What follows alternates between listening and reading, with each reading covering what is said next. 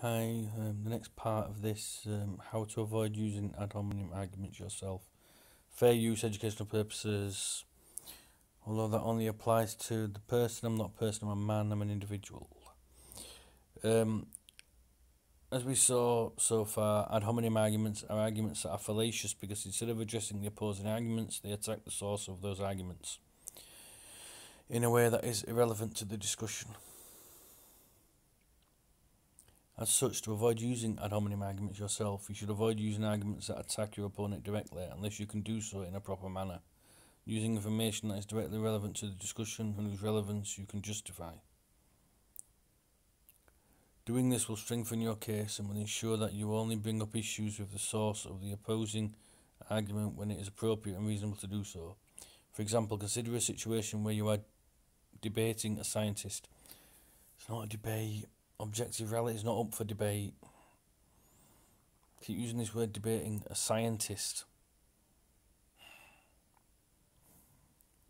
whose stance might be biased due to the source of his funding. Yeah, exactly.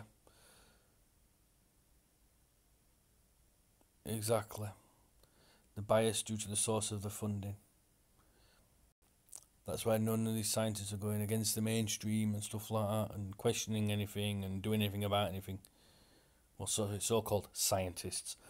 Not that science belongs to any institution or anything like that. It belongs to everybody. Science is a way of exploring and discovering your surroundings and so-called nature and everything else. It doesn't belong to any institution or like. It belongs to the individual. It belongs to everybody.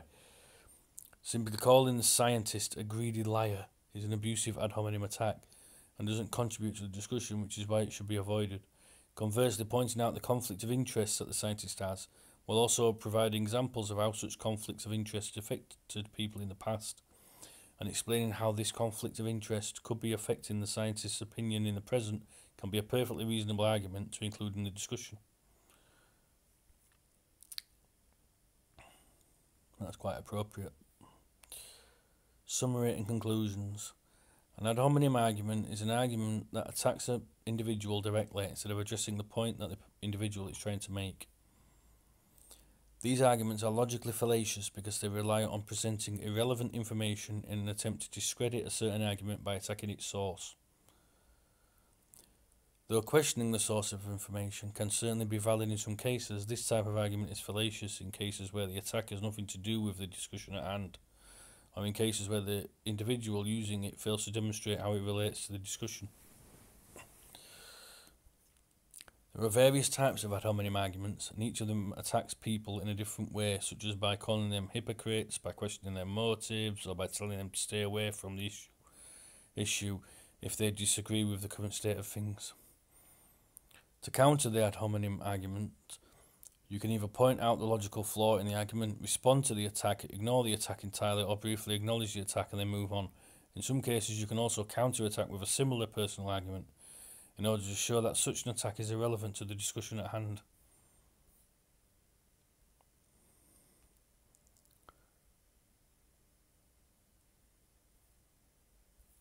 Right, that's it for that one. We'll find another one to do for the next load. Okay, thank you. Bye.